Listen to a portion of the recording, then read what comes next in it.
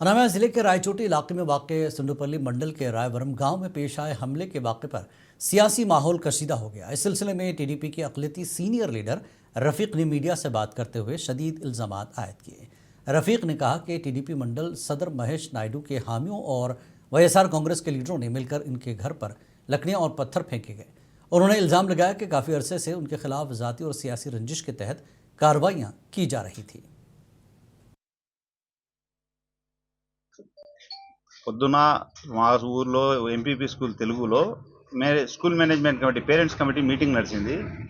అక్కడ ఒక మీటింగ్లో స్కూల్ మిడ్ డే మీల్స్ చేయించే విషయంలో మీటింగ్ నడిచింది. అదంతా ఇష్యూ క్లోజ్ అయింది. అక్కడ వేరే వాళ్ళు వైసీపీ వాళ్ళు వీడియోలు తీస్తూ అంతా చేస్తుంటే ఎందుకు హంగామా చేస్తున్నారు స్కూల్ విషయంలో అని వీడియోలు ఆపండి అని నేను వాళ్ళకి అబ్జెక్షన్ పెట్టాను. అక్కడ వాళ్ళు గొడవకు దిగినారు. అక్కడ పోలీసు వాళ్ళు మా ఇద్దరిని సర్ది పెట్టి ఇళ్లకు పంపించేశారు. ముందు మాకే పంపించేశారు. గొడవ వద్దు ఇంట్లోకి వెళ్ళిపోండి. మేము వచ్చి ఇంట్లో ఇక్కడే ఈ వరండాలోనే కూర్చొని ఉన్నాము. నేను మా తమ్ముడు ఇంకా ముగ్గురు దగ్గర ఉన్నామంతే. ఆ తర్వాత అక్కడి నుంచి వైసీపీ వాళ్ళు కల్లూరి పవన్ కుమార్, సాయి, ఇంకొకరు ఎవరో కొత్తగా ఫస్ట్ ఒక బైక్లో వచ్చారు. వెనకంటే ఇంకొక బైక్లో కల్లూరి ప్రవీణ్ కుమార్, అమరేష్, కిషోరు, ఇంకా కొంతమంది మూకుమ్మడిగా వచ్చి ఇంట్లో నుంచి అక్కడ కాదురా కొడగలరా ఈ కుట్రాంట చూద్దాము, ఇంట్లోకే దూరుతాం, ఏమవుతుంది మీతో, మేము ఎప్పుడు తగ్గేవాళ్ళం కాదు, మీకు తెలీదా, రాండి అని చెప్పి ఇంట్లో నుంచి బయటికి పిలిచారు. ఇక్కడికి వచ్చే వరకే మూకుమ్మడిగా మా మీద రాడ్లతో కట్టలతో దాడి, ఇంట్లో కూడా రాళ్లు విసిరారు. ఘోరంగా కొట్టి రోడ్డు మీదనే పడేసి మమ్మల్ని కొట్టారు. పోలీసులు ఎంటర్ కాకపోతే మా ప్రాణాలకు హాని జరిగేది. ఇమీడియట్గా స్కూల్ దగ్గరే పోలీసు ఉండేది కాబట్టి ఇమీడియట్లీ వచ్చారు. లేకపోతే మా పరిస్థితి చాలా ఘోరంగా ఉండేది. రాయవరంలో రఫీక్ అనేవాడిని గెలవనివ్వకూడదు, మీకు నేను అండగా ఉంటా, వాడికి సర్పంచ్ గెలవనివ్వము, ఎంపీటీసీ ఎలక్షన్లో రానివ్వము, బూతులు కాడికి వాడు రాలేడు, వాడిని మీరు ఏమైనా చేయండి మేము ఉన్నామని ఛాలెంజ్ చేస్తున్నారు. మాకు అర్థం కాని పరిస్థితి ఉంది. ఎందుకంటే మేము ఈ మీడియా పెట్టడానికి ముఖ్య కారణం మేము పార్టీకి పై స్థాయికి వెళ్లే దారి మాకు లేదు. మేము చెప్పుకోలేని, ఎవరికి చెప్పుకోవాలో అర్థం కాలే. ఈ మీడియా ద్వారా పార్టీకి తెలపాలని తెలుపుతున్నాము. కాబట్టి నిన్న మా ఇంటి పైనకు వచ్చి ఇంట్లోకి దూరి రాళ్లు వేసి ఇంత దౌర్జన్యానికి పాల్పడిన వైసీపీ पालानाडु जिले के एसपी कृष्णा राव की हिदायत पर माचरला मंडल के जमला मड़का गांव में आज सर्च ऑपरेशन चलाया गया। इस दौरान मुश्तबा अफराद, गाड़ियों और मकानात की बारीक बीनी से तलाशी ली गई। गैर कानूनी हथियारों और मनशियात पर खुसूसी तवज्जो दी गई। इसके अलावा पुराने मुकदमात में मुलविस मुलजिमान और वारंट याफ्ता अफराद की तफसीलात भी जाँच की गई। पुलिस का कहना है कि अवाम के तहफ़्फ़ुज़ को मद्देनज़र रखते हुए एक कार्डन सर्च ऑपरेशन किया गया। इस कार्रवाई में 60 पुलिस एहलकारों ने हिस्सा लिया। पुलिस ने 40 दोपहिया गाड़ियां, 8 दरांती, 13 कुल्हाड़ियां और दीगर मौलिक हथियार भी जब्त किए।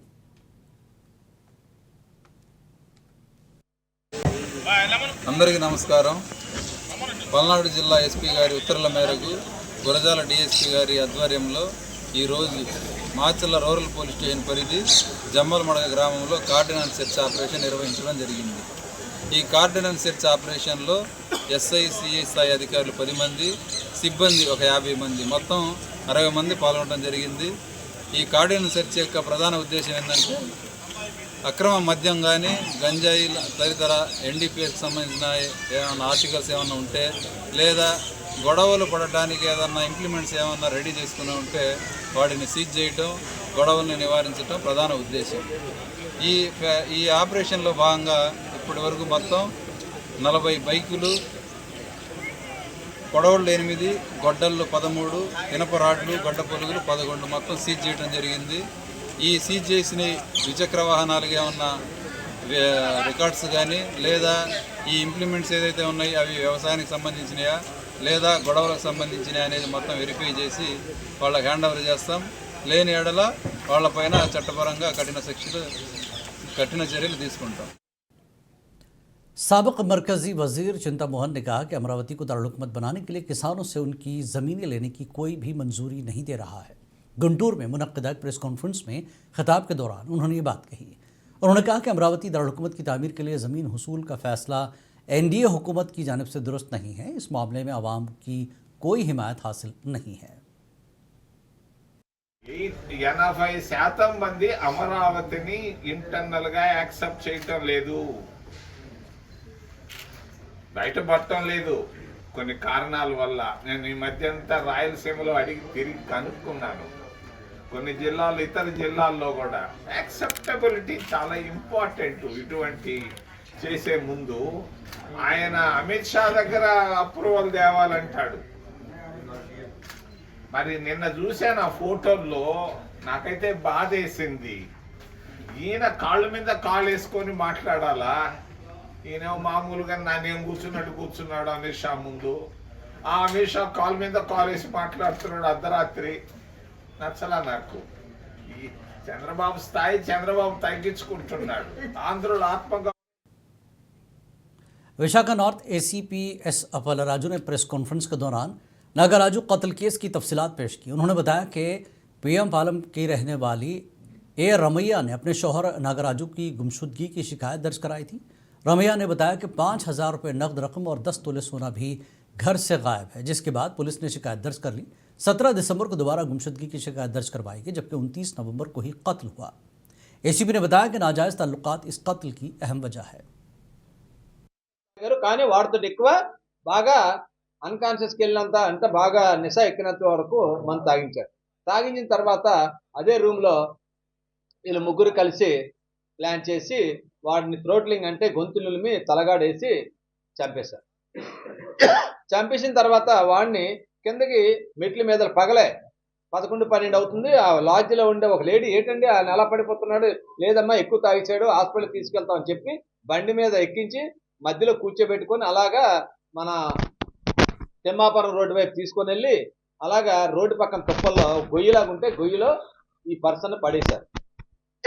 పడేసి వెళ్ళిపోయి చాలా తెలివిగా, అది 29వ తారీఖున మర్డర్ జరిగింది, కానీ నవంబర్ 29న ఈమె ఇక్కడికి వచ్చి మన కంప్లైంట్ ఎప్పుడు ఇచ్చింది? 17 డిసెంబర్ 17 కంప్లైంట్ ఇచ్చింది. ఎప్పుడు తప్పాడని ఇచ్చింది? 9వ తారీఖు నుంచి ఇంట్లోంచి భర్త కనిపించట్లేదు, బంగారం డబ్బులు పట్టుకొని వెళ్ళిపోయాడని చెప్పి కంప్లైంట్ ఇచ్చిందన్నమాట. అప్పుడు ఈమె తాలూకా కదలికలు, ఈమె అక్కడి నుంచి ఇల్లు మారడం, వీడితో కలిసి మూవ్మెంట్ అవడం ఇవన్నీ గమనించి మా పోలీస్ టీంలన్నీ కూడా మన పిఎం పాలెం సిఏ బాలకృష్ణ గారు, ఎస్ఐ రాము, మా టీమ్స్ అన్నీ కూడా చాలా చక్కగా వాళ్ళందరినీ కూడా ఎటువంటి గాబరా లేకుండా ప్లానెడ్గా స్టెప్ బై స్టెప్ వాళ్ళ కాల్ డీటెయిల్స్, లొకేషన్స్, వాళ్ళ యాక్టివిటీస్ అన్నీ కూడా లాగారు. हज 2026 पर जाने वाले आज़मीन के लिए आखिरी तारीख 15 जनवरी मुकर्रर की गई है। निजी ट्रैवल के ज़रिए रवाना होने वाले आज़मीन 15 जनवरी तक तमाम दस्तावेज़ात अपने अपने ट्रैवल एजेंट्स के पास जमा करवाएं, ताकि सफ़र पर रवाना होने के लिए किसी किस्म की कोई दुश्वारी न हो। आप हजरात जो हज को जाने के लिए प्राइवेट टूर वालों का तारीख लास्ट डेट आगे 15 तारीख है, जनवरी 15 को है। इसी महीने के अंदर काफ़ी लोग डेट बढ़ता टाइम है करके काफ़ी लोग इंतज़ार कर रहे हैं, लेकिन गवर्नमेंट की तरफ से डेडलाइन नहीं, 15 तारीख को लास्ट है करके। इंशाल्लाह आइए, हज करिए। कम से कम 25 साल से चित्तूर ज़िले के पलमनेरो इलाके में बेंगलुरु चेन्नई कौमी शाहराह पर भयानक सड़क हादसा पेश आया।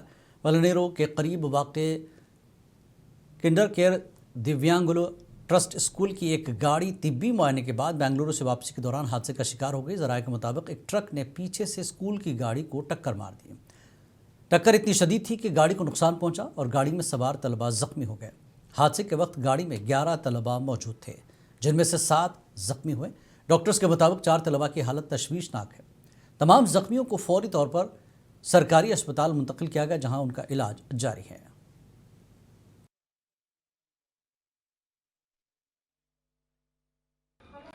మేము గంగవరం 108 స్టాఫ్ యాక్చువల్గా 11:45 11:50 అరౌండ్లో మాకు కాల్ వచ్చింది. సో పొన్నమాకనపల్లి బెంగళూరు హైవే దగ్గర యాక్సిడెంట్ అయింది, ఒక 10 మంది స్టూడెంట్స్ ఉన్నారని చెప్పారు.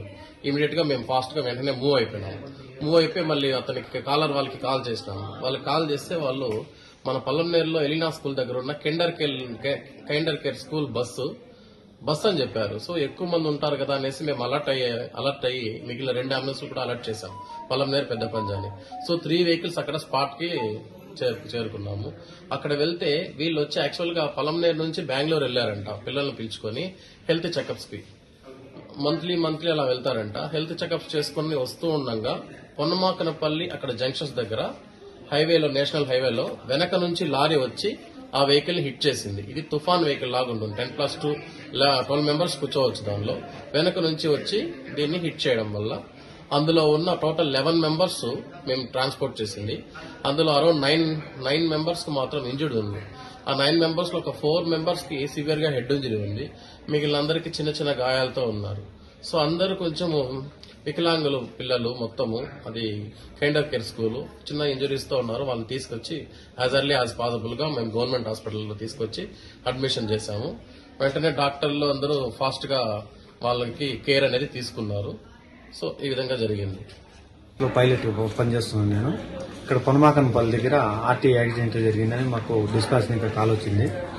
మేము వెళ్ళేసరికి కిండర్ కేర్ స్కూల్ బస్సు వెనకాల లారీ ట్యాంకర్ కొట్టిన తర్వాత మేము ఎమర్జెన్సీకి వెళ్ళి మా బండిలో సాధ్యమైనంత 7-8 మందిని తీసుకొచ్చి హాస్పిటల్లో చేసాం.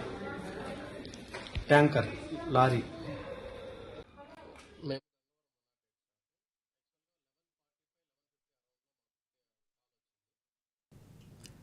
आंध्र प्रदेश के साबिक वज़ीर आला जगन मोहन रेड्डी ने श्रीशैलम प्रोजेक्ट और पोतिरेड्डी पाड़ू से मुतल्लिक हुकूमत की पॉलिसियों पर सख्त सवालात उठाए। उन्होंने कहा कि पोतिरेड्डी पाड़ू को पानी की फराहमी इस वक्त मुमकिन है जब श्रीशैलम प्रोजेक्ट में पानी की सतह 881 फुट हो, जबकि गुज़श्ता 10 वर्षों में ये सतह महज 2 या 3 मरतबा ही हासिल हो सकी है। जगन मोहन रेड्डी ने सवाल किया कि ऐसे हालात में पोतिरेड्डी पाड़ू के लिए मुख्तस 101 TMC पानी की तरसील आखिर कैसे मुमकिन हो सकती है। First of all, Rayalaseema lift, one should understand the background of how, why it was conceived. One should understand the importance of that project. See, today, if you were to look at the FRL of Srisailam, it's 885 feet.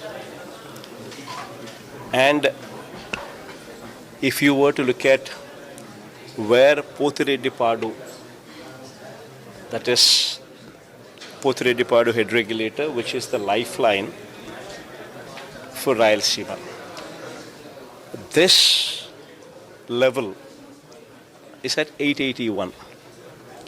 So only when you have a water level at 881, you would have the design discharge of 44,000 cusecs flowing through the Potireddy Padu head regulator, which in turn, this water, when it flows through Potireddy Padu head regulator, would suffice the needs of Rayalaseema and Nellore districts.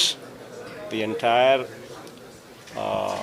Rayalaseema and Nellore district are dependent on the Potireddy Padu head regulator, which gets operational only at 881 meters when the water reaches 881 feet.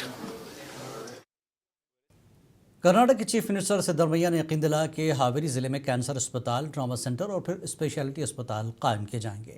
Siddaramaiah ने ज़िला इंतज़ामिया, ज़िला पंचायत, महकमे तिब्बी तालीम और महकमे सेहत व ख़ानदानी बहबूद की जानिब से मुनक्कदा Haveri institute of medical sciences के इफ्तिताह और मुख्तलिफ महकमों के तरक्याती कामों के संग बुनियाद रखने की तकरीब से खिताब के दौरान ये बात कही। वज़ीर आला ने याद दिलाया कि अपने गुज़श्ता दौरे वज़ारत आला में उन्होंने हावेरी मेडिकल साइंसेस इंस्टीट्यूट का ऐलान किया था और ज़िले में मेडिकल कॉलेज कायम करने का ऐलान भी किया था। उन्होंने उस वक्त कर्नाटक में तकरीबन 71 मेडिकल कॉलेज हैं, इसमें 22 सरकारी मेडिकल कॉलेज हैं। विजयपुर ज़िला समेत बाकी अजला में भी मरहलावाल मेडिकल कॉलेज, ट्रामा सेंटर और सुपर स्पेशलिटी अस्पताल कायम किए जाएंगे।